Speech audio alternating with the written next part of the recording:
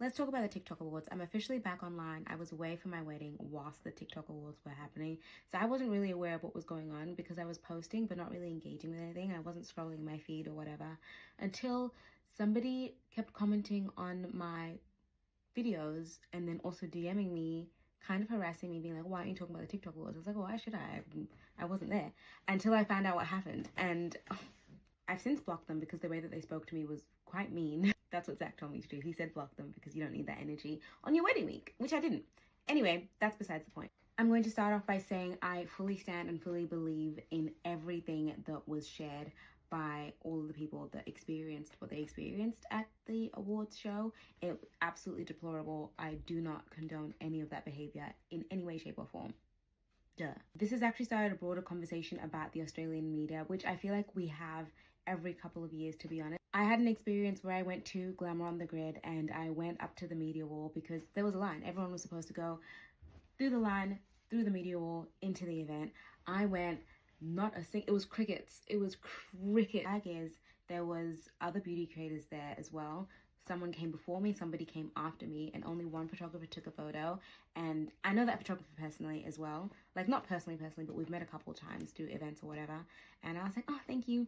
I held back tears the entire night until I got home and absolutely sobbed. Now, TikTok Awards. I didn't go to the first one. I wasn't invited. I don't really know how that went. Second one I went to, it was really beautiful. It was all creators.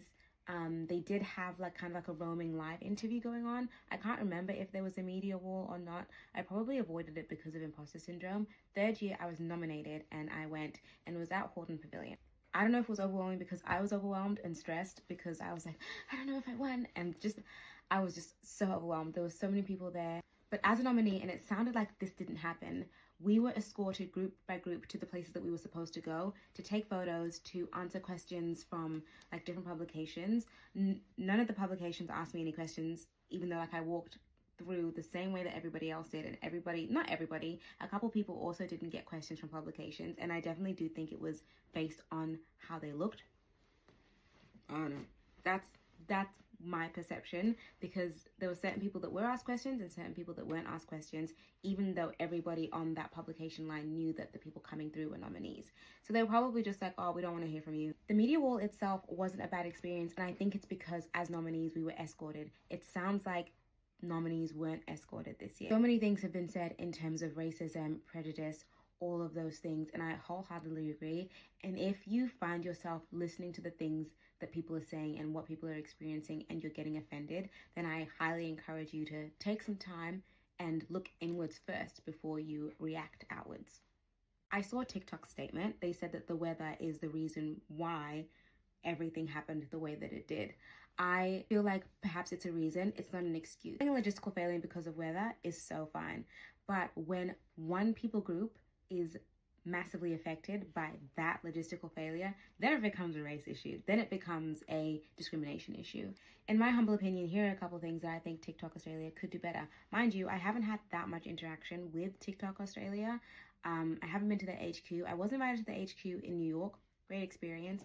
But from my interactions with TikTok Australia, now I could be wrong because once again, my interactions have been quite limited with the team. To be frank, I've only ever seen white people. I've really seen multiculturalism in the staff. To be honest, I feel like that's one of the main cruxes of the issue. If you are somebody that belongs to a majority and you haven't done any of the work to understand other minorities, then you will find it really difficult to put those people at the forefront of your mind when you are planning things like events such as these. I believe that TikTok should engage creators to be a part of the planning process. Yes, we all make jokes about, hopping on TikTok and making silly little videos, but really you have to be treating this like a full-fledged organization.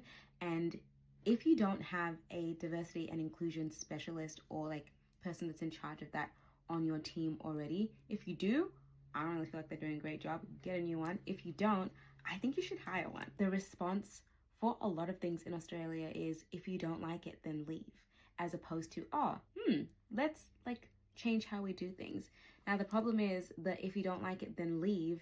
Now when you're talking to creatives in any industry, not just the creator industry, these people are actually leaving because they don't like it. And then what happens is you start losing your tastemakers, you start losing your culture shifters, you start losing all of those people to other countries, to other places that actually treat them like they're supposed to be treated in their own space. Actually, already a large number of Australian creators that have moved to other countries. If the team from TikTok wants to sit down and have a conversation with the people that were directly impacted by everything that went on at the awards, I think that that's a great thing, but I also think that it needs to be done with a mediator, a third-party mediator that isn't related to either parties.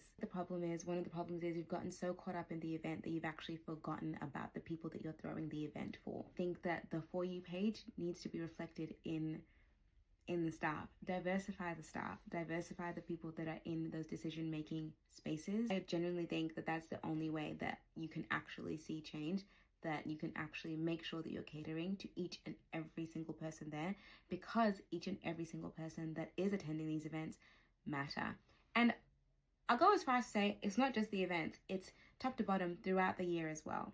Anyway, that's my 2 cents. I've been doing this creator career full-time for the last 5 years, and the things that I have experienced, the things that I've seen, the things that I have heard, what I have witnessed. So glad that outside of the creator landscape, I have a life where I can just completely detach from that, because sometimes it's really, really hard. It's a lot, it's overwhelming, and it needs to change because it's unacceptable. This isn't just TikTok Australia. This was the catalyst for another round of these conversations, and hopefully this actually makes a difference. Now I'm just yapping a bit, but I think the sad part is I know that if I was there, I may not have had the same experience, but that isn't okay. You cannot be cherry picking who you want to choose as your representation. You either represent everybody or nobody. But I do think the best idea that I've had in these last maybe 5 minutes I've been speaking is consulting creators on the events next year, whether it's past nominees, past attendees. As long as they're compensated for their time, I think that that's probably the best way that the awards can improve moving forward.